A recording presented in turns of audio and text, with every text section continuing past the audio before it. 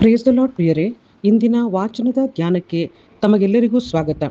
ಇಂದಿನ ವಾಚನಗಳಲ್ಲಿ ಪ್ರವಾದಿ ಎಜೆಕಿಯೇಲ್ನ ಮುಖಾಂತರ ದೇವರು ವಾಗ್ದಾನವನ್ನು ನೀಡಿದರೆ, ಮತ್ತಾಯನ ಶುಭ ಸಂದೇಶದಲ್ಲಿ ಯೇಸು ಕ್ರಿಸ್ತರು ಆ ವಾಗ್ದಾನವನ್ನು ನಿರ್ಲಕ್ಷಿಸುವವರಿಗೆ ಆಗುವ ಪರಿಣಾಮದ ವಿಷಯವಾಗಿ ಎಚ್ಚರಿಕೆಯನ್ನು ನೀಡ್ತಾ ಇದ್ದಾರೆ. ಪ್ರಿಯರೇ, ಶುಭ ಸಂದೇಶದಲ್ಲಿ ಯೇಸು ಹೇಳ್ತಾರೆ, ಆ ಅರಸ ತನ್ನ ಮಗನ ಮದುವೆಗೆ ಎಲ್ಲರನ್ನ ಪ್ರೀತಿಯಿಂದ ಕರೀತಾ ಇದ್ದಾನೆ. ಪ್ರತಿಯೊಂದೊಬ್ಬರು ಆಹ್ವಾನಿತರಾಗಿದ್ದಾರೆ. ಆದರೆ ಆ ಆಹ್ವಾನಿತರು ಹೇಳುವ ನೆಪ, ನಾನು ಹೊಲ ಕೊಂಡ್ಕೊಂಡಿದ್ದೇನೆ, ವ್ಯಾಪಾರಕ್ಕೆ ಹೋಗ್ತಾ ಇದ್ದೇನೆ, ಮದುವೆ ಆಗಿದೆ, ಈ ರೀತಿಯಾಗಿ ಲೌಕಿಕ ಚಿಂತೆಗಳಲ್ಲಿ ಮುಳುಗಿ ಅದನ್ನು ನಿರ್ಲಕ್ಷಿಸ್ತಾ ಇದ್ದಾರೆ. ಪ್ರಿಯರೇ, ಇಂದಿನ ದಿನಗಳಲ್ಲಿ ನಾವು ಕೂಡ ದೇವರ ಸ್ವರ್ಗ ಸಾಮ್ರಾಜ್ಯದ ಶುಭ ಸಂದೇಶದ ಮುಖಾಂತರ ದೇವರು ನಮ್ಮನ್ನ ಕರೀತಾ ಇದ್ದಾರಲ್ಲ, ಆ ಕರೆಯನ್ನ ನಾವು ಯಾವ ರೀತಿಯಾಗಿ ಅಲಕ್ಷಿಸ್ತಾ ಇದ್ದೀವಿ? ಲೌಕಿಕದ ಹುಚ್ಚು ಹೊಳೆಯಲ್ಲಿ ಕೊಚ್ಚಿ ಹೋಗ್ತಾ ಇದ್ದೀವ? ಲೋಕದ ಆಕರ್ಷಣೆಗೆ ಮರಳಾಗಿ ದೇವರ ಈ ಒಂದು ಸ್ವರ್ಗ ಸಾಮ್ರಾಜ್ಯಕ್ಕೆ ಕರೀತಾ ಇರುವಂತ ಈ ಆಹ್ವಾನವನ್ನ ನಾವು ತೃಣೀಕರಿಸ್ತಾ ಇದ್ವಾ? ನಿರ್ಲಕ್ಷಿಸ್ತಾ ಇದ್ದೀರಾ? ಪ್ರೇರೆ, ಇದು ನಮ್ಮ ಆಧ್ಯಾತ್ಮಿಕವಾದ ಜೀವಿತದ ನಾಶವಾಗ್ತಾ ಇದೆ. ನನ್ನ ಆತ್ಮ ನಷ್ಟಪಟ್ಟು ಹೋಗೋದಕ್ಕೆ ಇದು ಕಾರಣ ಆಗ್ತಾ ಇದೆ.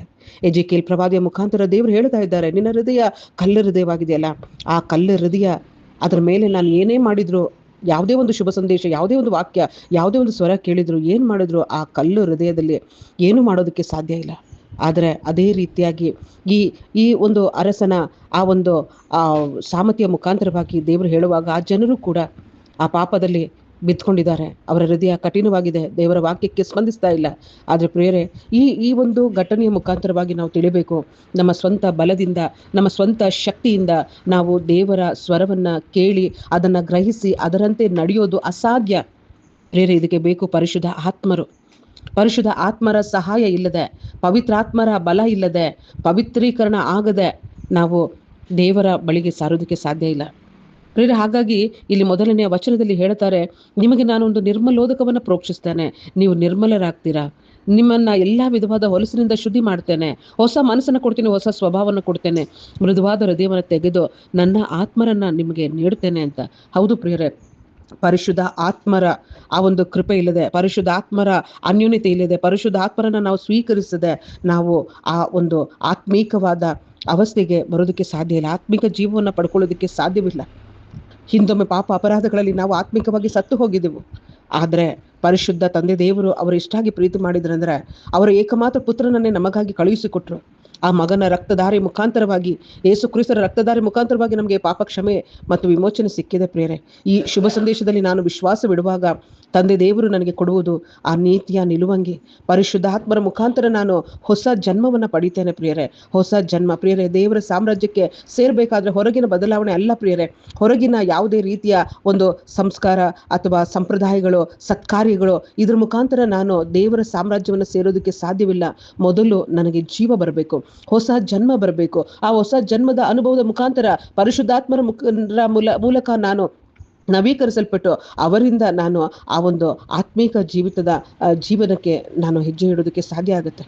ಪ್ರಿಯರ, ಮದುವೆಗೆ ಸಿದ್ಧವಾದ ವಸ್ತ್ರವನ್ನ ಧರಿಸದೆ ಬಂದ ಆ ವ್ಯಕ್ತಿಯನ್ನ ಅದರಿಂದ ಹೊರಗಡೆ ತಳ್ತಾರೆ. ಪ್ರಿಯರೇ, ಇದು ನಮಗೆ ಆರಿಸಲ್ಪಟ್ಟವರು ಅನೇಕರಾದ್ರು, ಕರೆಯಲ್ಪಟ್ಟವರು ಅನೇಕರಾದ್ರು, ಆದರಿಸಲ್ಪಟ್ಟವರು ಕೆಲವರು ಮಾತ್ರ ಅನ್ನೋದನ್ನ ನಮಗೆ ತಿಳಿಸುತ್ತೆ. ಇವತ್ತು ನಾವು ಹೆಸರಿಗೆ ಕ್ರೈಸ್ತರಾಗಿದ್ದೇವೆ, ನಾವು ಅನೇಕ ಪ್ರಾರ್ಥನೆಗಳನ್ನ, ಅನೇಕ ಸತ್ಕಾರ್ಯಗಳನ್ನ ನಾವು ಮಾಡ್ತಾ ಇದ್ದೀವಿ ಅಂತ ಹೇಳ್ತಾ ಇದ್ದೇವೆ. ಆದರೆ ನನ್ನ ಹೃದಯ ಬದಲಾಗದೆ ನನಗೆ ರಕ್ಷಣೆ ಇಲ್ಲ.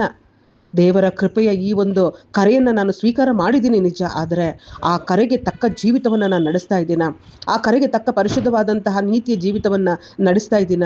ಇದಾಗಿದೆ ಪ್ರಿಯರೇ ಇಂದಿನ ವಾಚನದ ಸಾರಾಂಶ.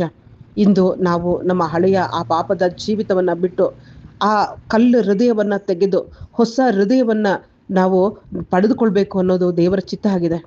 ಸ್ವರ್ಗ ಸಾಮ್ರಾಜ್ಯದ ಆ ಔತಣಕ್ಕೆ ಯೋಗ್ಯವಾದ ಆ ನೀತಿಯ ನಿಲುವಂಗಿಯನ್ನ ಪ್ರಭು ಯೇಸು ಕ್ರಿಸ್ತರ ಮುಖಾಂತರ ತಂದೆ ದೇವರು ನಮಗೆ ಕೊಡೋದಕ್ಕೆ ಸಿದ್ಧರಾಗಿದ್ದಾರೆ. ಈ ಒಂದು ಅಧ್ಯಾಯ, ಈ ವಾಚನಗಳ ಮುಖಾಂತರ ನಾವು ಈ ವಿಷಯವನ್ನ ಧ್ಯಾನಿಸೋಣ.